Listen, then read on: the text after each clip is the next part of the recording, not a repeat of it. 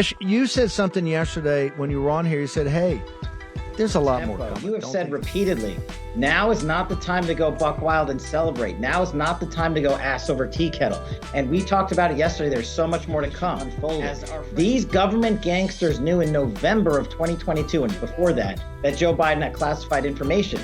A little known article in the Washington Post right after the midterms by the favorite fake news mafia warriors put out that the investigators for the Donald Trump investigation of Mar-a-Lago classified docs had determined that President Trump won't be charged because it was, quote, ego and desire.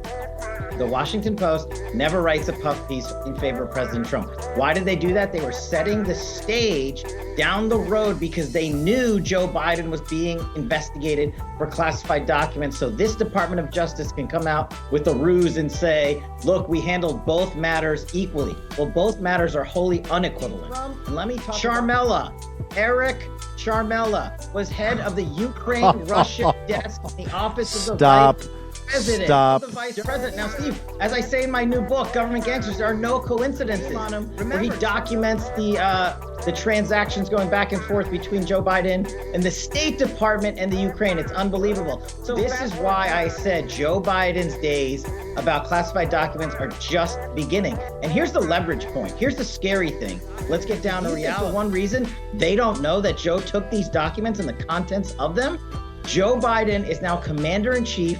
His son needed to be prosecuted a long time ago. And now our White House is compromised by our number one enemy, the CCP, because these documents, as has been leaked to the media, speak directly to our most sensitive compartmented information.